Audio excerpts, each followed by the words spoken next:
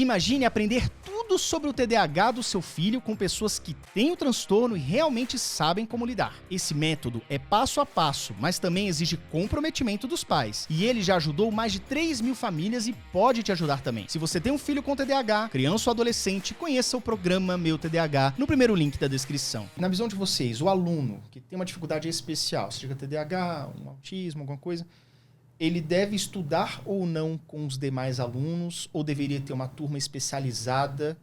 Qual a opinião de vocês sobre isso? Eu acho que eles têm sim que estudar.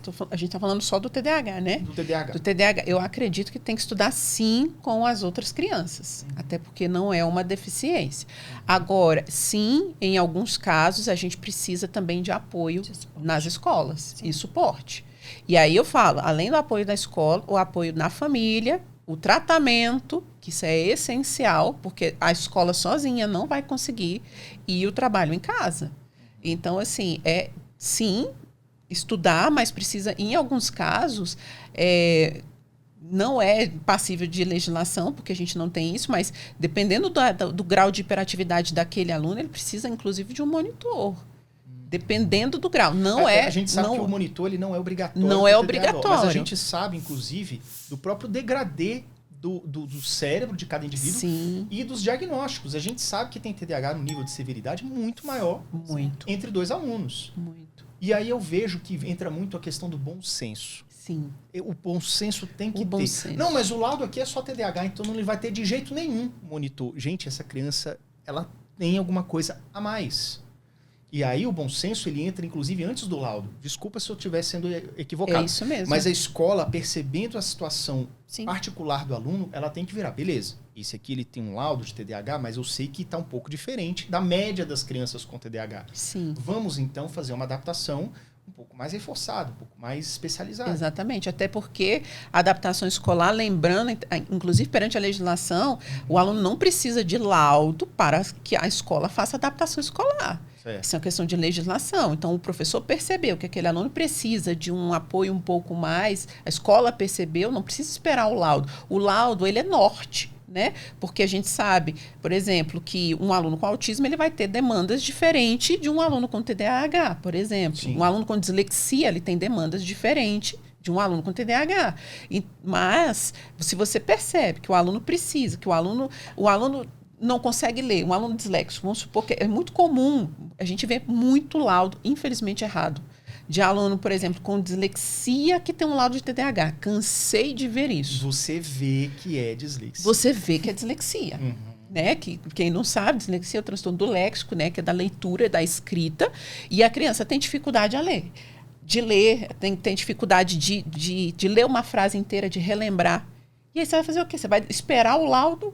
Ou alguém descobrir que esse laudo está errado? Por que não colocar logo um ledor, uma pessoa para auxiliar aquela criança?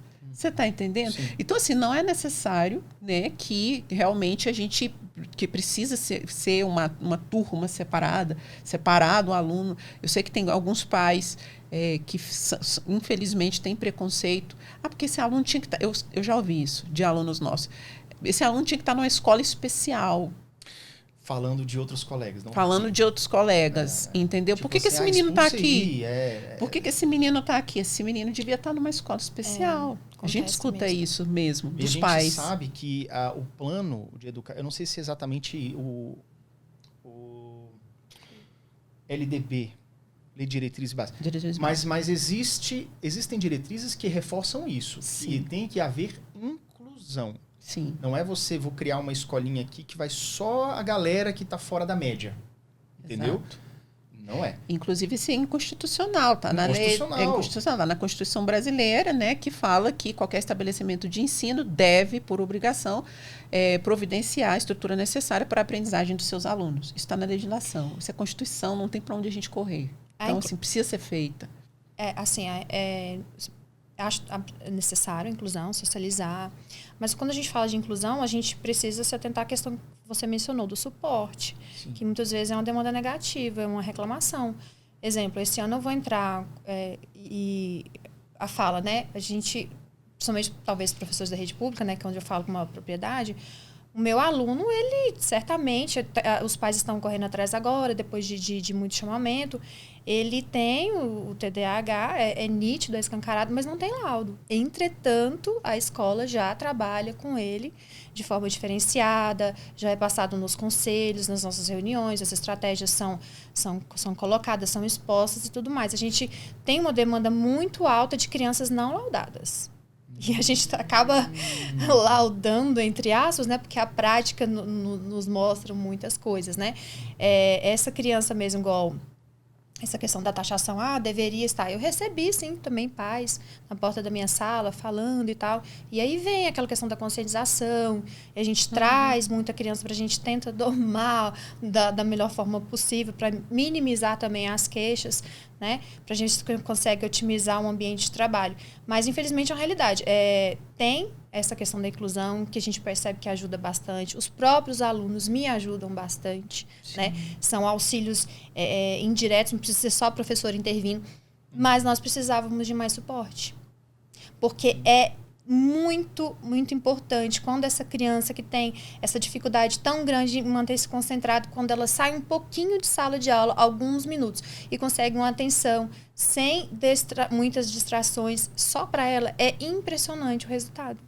É muito importante, é muito importante, é muito precioso isso. E muitas vezes os pais na rede pública não têm a condição de estar levando seus filhos para ter um atendimento especializado, com um suporte mais adequado. E aí a escola pública, os profissionais da escola pública muitas vezes estariam, com certeza, né, seria muito interessante, tivesse um apoio maior. O que você sente falta na escola para que funcione melhor essa inclusão que você deseja? Você tem essa visão já de muitos anos. Sim. O que falta? Mais suporte, mais profissionais envolvidos. O governo tem que fornecer mais estrutura, mais formação, é isso? Assim, formação, o governo, ele até que ele é bem presente. A IAP, ela está aí, ela faz vários cursos. Agora, uma criança que tem um TDAH, quando ele recebe um atendimento individualizado, fora de sala de aula, não estou excluindo a criança, estou falando de minutos que ele sai da sala. É diferente. É impressionante a diferença. O ano passado, uma criança da escola, eu falo com propriedade, ele teve esse privilégio de ter uma monitora voluntária que pegou ele por diversos momentos. É impressionante o salto de aprendizagem. Até porque o professor, em sala de aula, ele não tem condições de desenvolver a parte terapêutica mesmo. Então, por exemplo, se é um aluno que ele tem dificuldade de foco e concentração, eu preciso trabalhar exercícios de foco e concentração. Em sala de aula, eu trabalho conteúdo. A gente não trabalha exercício de foco e concentração. E aí, muitas das vezes, é necessário esse apoio extra turno, extra classe, para que seja feito. Então, assim, aqui no DF, nas escolas públicas, eu acho que estender as salas de apoio, porque os alunos com TDAH não têm direito a acesso às salas de recurso. Eu sei que muitas escolas, mesmo assim, se sensibilizam e incluem eles, né? Porque a sala de apoio é diferente da sala de recurso. A sala de recurso é para os alunos com deficiência intelectual, autismo, etc. Importante frisar isso. Importante frisar isso. O aluno com TDAH não tem acesso a esta sala pela legislação, mas mesmo assim eu vejo que muitas escolas ainda colocam eles na sala de recurso por falta da sala de apoio.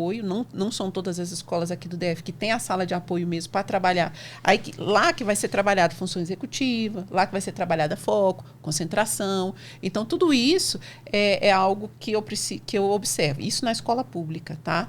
E sensibilizar, eu acho que formar, mesmo que o governo ele oferte muitos cursos, eu ainda sinto falta da formação, assim, convivendo com os professores, quando eu vou fazer formação, muitas coisas a gente conversa, né? Eu acho que falta de coisas práticas mesmo, estratégias práticas, eu acho que falta isso. Agora, com relação às particulares, as particulares é um pouco mais delicado, porque eu vejo... Você percebe?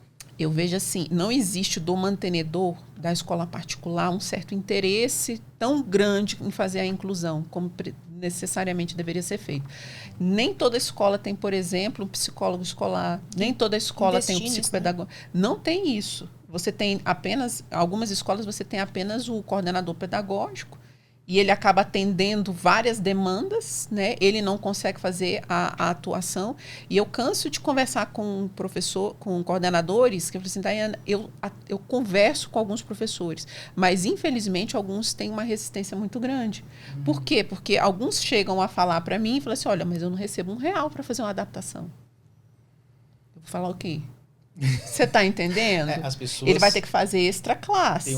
As pessoas têm uma resistência, obviamente, né? Poxa, eu estou fazendo um trabalho a mais aqui. Exato. Então, isso tudo precisa ser levado em consideração, porque a inclusão, ela precisa ser feita do topo da direção, mantenedor, para a ponta. Porque, se não for, vai ser uma briga, né? Que ele acaba vivenciando. Mas vai muito de bom senso. Dependendo do professor, mesmo com essas dificuldades, ele consegue fazer uma boa adaptação. Mas eu vejo que não são todos os professores que têm interesse de pegar... Recebi uma turma, peguei o meu diário. Quem são os meus alunos? Tenho algum com laudo ou não? Estudar isso, né? Não são todos que fazem isso. O mapa de sala. O mapa de sala. Isso daí, né? Eu já corro atrás. Se adianta, né? Adianta, a gente ganha tempo, né? É o que eu falo. Tem profissionais e profissionais. Há um tempo atrás eu cheguei numa escola que o aluno já estudava lá há algum tempo. Ele mudou de turma e mudou de professores. Aí recebemos as avaliações. Falei, mas cadê aluno com autismo? Cadê a adaptação de avaliação? Ué, mas ele tem autismo? Eu não sabia. Eu falei, mas como assim? Não sabia. Já estuda lá há anos, entendeu? E tem, o pai levou, tem a ficha, tem os laudos. Faltou um pouquinho de organização da escola, da equipe escolar. É o que eu falo. Então, assim, mas isso precisa ser processo dentro da instituição de ensino.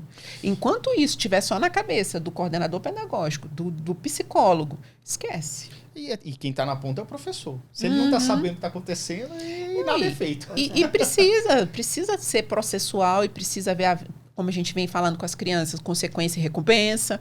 Tem que ter isso também.